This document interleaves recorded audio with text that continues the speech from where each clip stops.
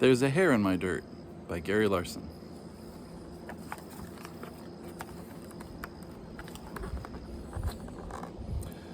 Beneath the floor of a very old forest, nestled among some nice, rich topsoil, lived a family of worms. Earthworms, to be exact. One evening, the three of them, father, mother, and their little worm son, sat down to their usual dinner.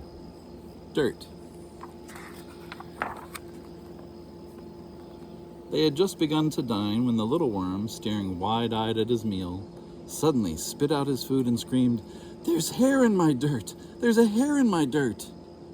And sure enough, there it was, plain as day. They could all see it.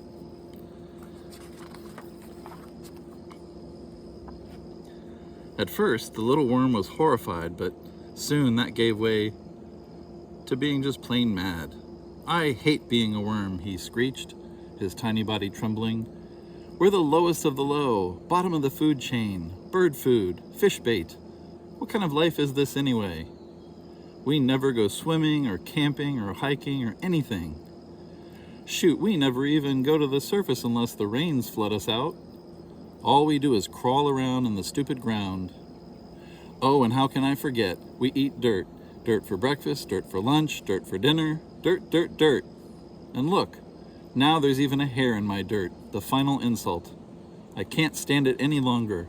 I hate being a worm." With that, the little worm slumped back in his chair, exhausted by his outburst. Mother Worm, an expression of concern on her face, looked from her pouting son to Father Worm. She had constantly tried to make their home as cheery as possible, even going so far as putting silverware on the table, despite the fact that none of them had arms. But Father Worm, a proud invertebrate and a learned member of the Annelida phylum, even with his small rudimentary brain, was glaring at what he considered to be an ungrateful and ignorant son. "Well, well, well," he said, breaking the awkward silence. "Let me get this straight. Not only is your mother's dirt not good enough for you, but you feel being a worm isn't exactly a charmed life, eh?" A strange glint fell across Father Worm's eye. "My boy, I think it's time I tell you a story."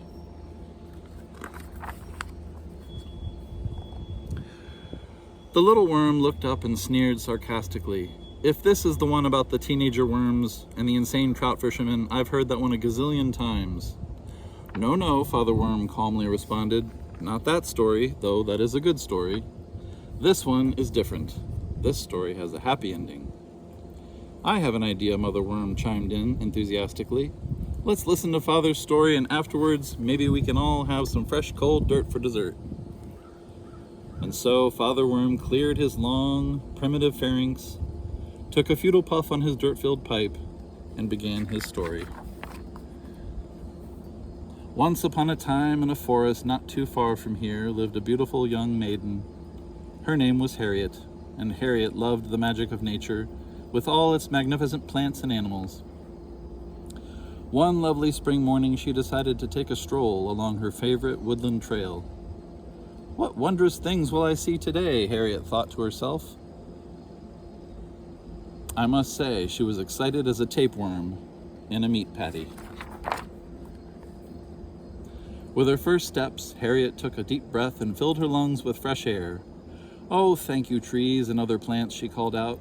"Thank you for making the air so crisp and clean." Well, as any worm with half a ganglion knows, the plants did a little more than just make the air crisp and clean. They made the air air.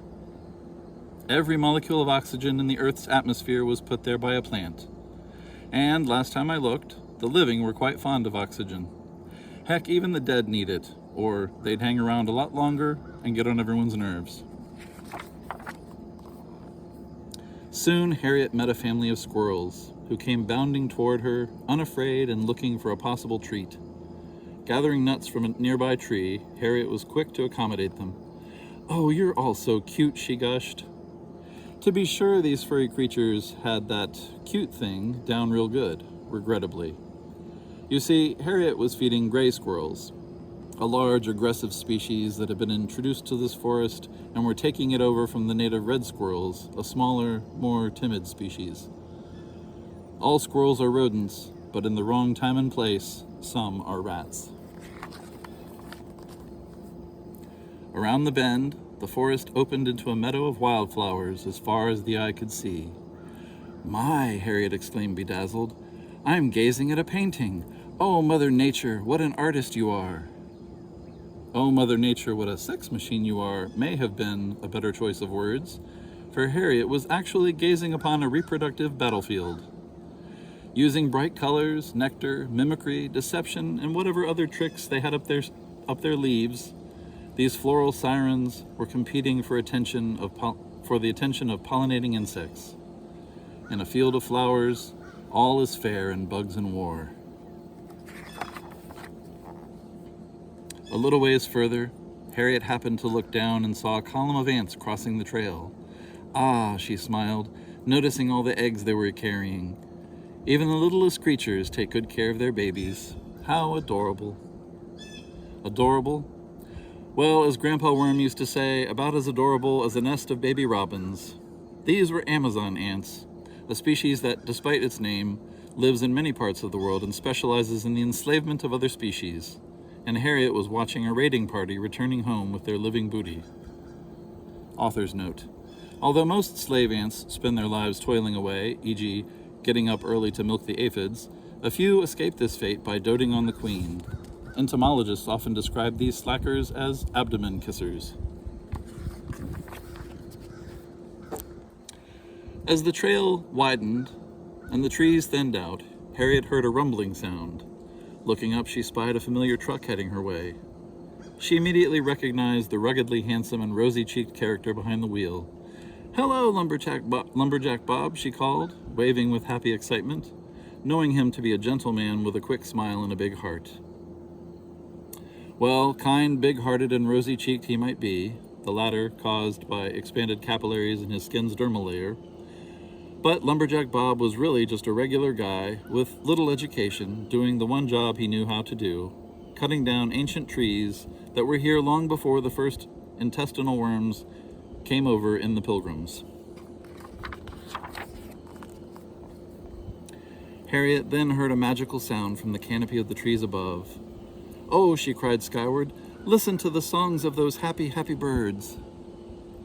Well, if those birds were happy, may the garden gods cut me in half with a rusty shovel. Birds sing to communicate, and what they were communicating was mostly an array of insults, warnings, and come-ons to members of their own species. In fact, all baby birds are taught by their parents not even to smile, or their beaks will crack. "This story's for the birds, if you ask me," the little worm interrupted suddenly. "Some lady taking a walk in the woods? Oh, I can't stand the excitement.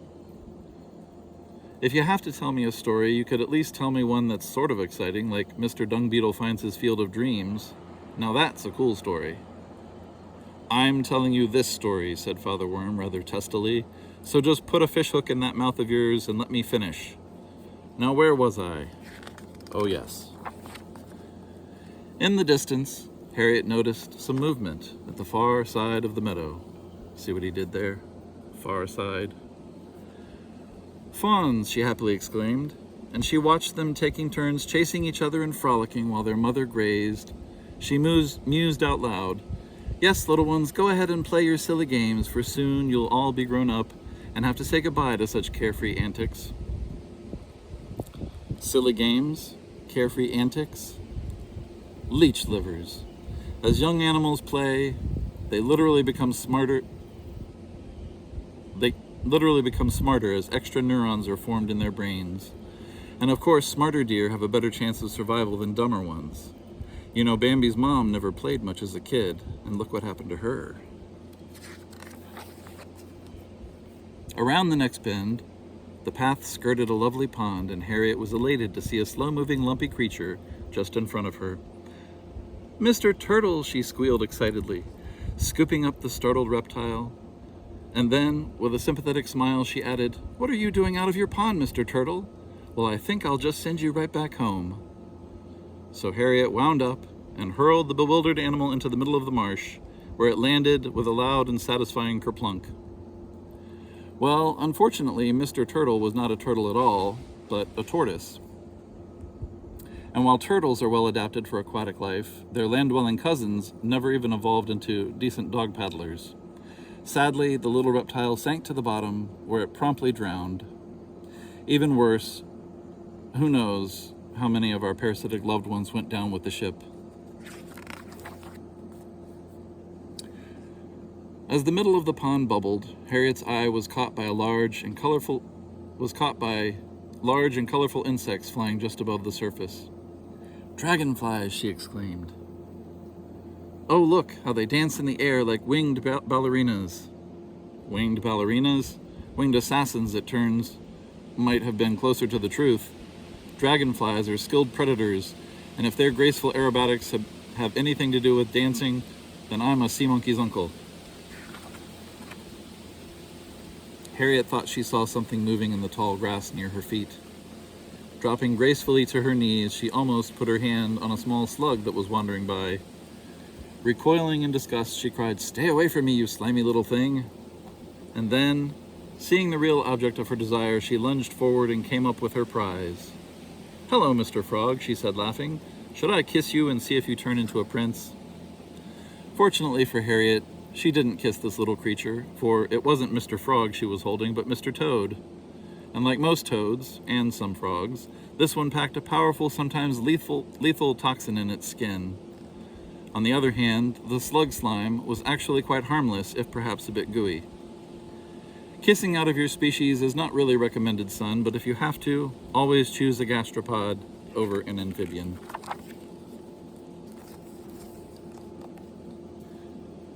"Ernie Johnson!" Mother Worm suddenly blurted out. "What?" Father Worm asked, finding his story interrupted for the second time. "Ernie Johnson," his wife repeated. "I went to high school prom with a slug named Ernie Johnson, and Ernie's slime might have been harmless, dear, but it certainly wrecked my evening. Before the night was over, I was wishing I had brought a salt shaker." "Well, what made you fall for Dad?" the little worm asked. "He's slimy too, isn't he?" "No, not exactly," Mother Worm replied. "Your father has always been more on what I'd call the sticky side." "May I please continue?" screamed Father Worm. "That is, if the two of you are through discussing the viscosity of my mucus." Releasing the frog, Harriet continued on her way. The trail soon brought her to the edge of a small river, where she saw a most remarkable sight. Large hook-nosed fish with red scales shimmering in the sunlight were struggling to get upstream. "Salmon," she joyfully declared. "Looking for the spawning grounds, I bet." Well, technically speaking, the salmon weren't looking for their spawning grounds, they were smelling them. When salmon hatch, they smell the home. The smell of home is branded into their brains forever. And even though they wander into the ocean for years, their incredible noses will one day lead them right back to where their life began. Now the earthworms have our own little miracle when it comes to breeding. Each of us contains both male and female reproductive organs. But that's a story I'll tell you when you're a little longer, son. As the trees closed in on Harriet, the forest grew darker and darker. Sensing that she was being watched, Harriet looked up into a nearby tree and was momentarily startled to see a pair of large, ominous eyes staring back at her. "Oh, I recognize you now, Mr. Owl," she laughed. "And fireflies," she gleefully cried as a group of little insects suddenly swarmed around her. "They're the fairies of the night, enchanting the forest with their magical little lights." Ha! Did Harriet even get taken in by one of the oldest tricks in nature's book?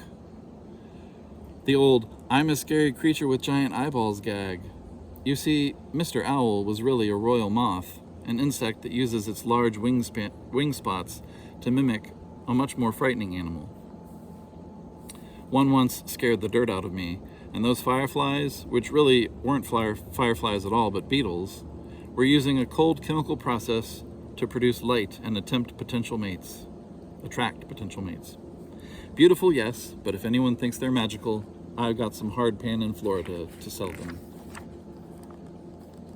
Soon our maiden was confronted by a sight that saddened her deeply. An immense tree, as old as the forest itself, was lying on the ground. "Oh, I'm so sorry," Harriet said, touching the fallen giant. "Such a tragedy, such waste. Oh, you poor beautiful tree." And Poor lumberjack. Well, truthfully, the tree's fate was a far cry from being a waste. These huge nurse trees, as their name implies, are the key to new growth and the survival of the entire forest. In fact, a fallen tree is arguably more alive than a standing one, so much of their mass is taken up with other organisms. A famous worm once wrote, "I think I shall never see a poem as lovely as a big rotting tree carcass." Harriet was suddenly surprised to come across a little baby bird lying helplessly on the ground. She gently scooped up the little creature and searched for a nest in the highest reaches of a nearby tree. "Poor little guy," she cooed, "did you fall out of your home? Well, I'll put you right back where you belong." Climbing the tree, Harriet peered into the nest. "There you go," she said, placing the trembling baby bird alongside its sibling. "You two youngsters are together again." But not for long. As soon as Harriet was gone, the fledgling found itself plummeting back to earth. You see, she had rescued a baby golden eagle, a species in which the strongest sibling ensures its own survival by giving its younger brothers and sisters the old heave-ho. Author's note. This behavior always takes place in the parent's absence, which would come as no surprise to the younger siblings of all other species. Scrambling up the tree, Harriet's view was marred by the sight of a forest fire raging out of control, but fortunately moving away from her. "Oh, the suffering, the loss of life," she lamented. "Someone should try and put it out." Someone should just mind their own business, from nature's point of view. Big, healthy trees don't burn very easily unless the flames are stoked with a lot of fallen branches and debris. Occasional fires, if certain two-legged vertebrates would just let them run their course, benefit the forest by keeping all that dangerous kindling from piling up. But boy, if it does pile up, whoosh, better watch your interior end. But Harriet's spirits didn't stay dampened for long, and she decided it was time to return home. As she hummed a cheery tune, she reflected on how lucky she was to live in the forest and be so close to nature. Oh, the things she had seen.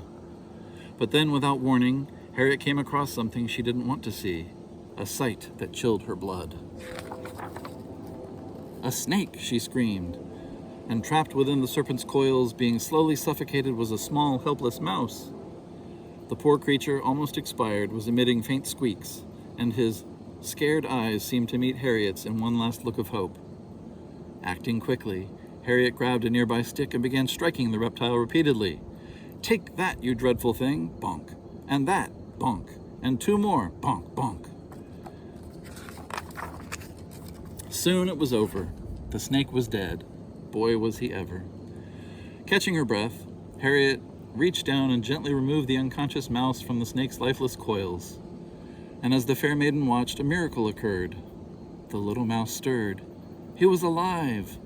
A minute later, he got groggily to his feet, looked up at Harriet, wiggled his nose. Harriet beamed, and she held the little mouse in one hand. She wiped a tear away with the other. She put the little fellow down at her feet, where he quickly bounded off into the tall grass, safe and sound. Harriet headed home. Good had triumphed over evil, and the forest was just a little bit safer for everyone. Well, actually, the snake Harriet killed was a rodent-eating predator, and that cute little mouse she saved was a vector for a deadly disease. When Harriet wiped the tear from her eye, a virus which was living on the mouse's fur invaded her body. And one lovely spring morning, Harriet, delirious with fever, stumbles out of her little cottage, fell over, and died. The end. "She died?" the little worm yelled. "What kind of story is that? That's supposed to cheer me up? Boy, I'm really full of warm, wormy feelings now. Thanks, Dad." Father Worm sat back in his chair trying to be patient, but secretly thinking his son was perhaps short a neuron or two. "Look, my boy," he said, "I'm afraid you haven't quite grasped the point of the story." "You see," Father Worm began, "Harriet loved nature, but loving nature is not the same as understanding it.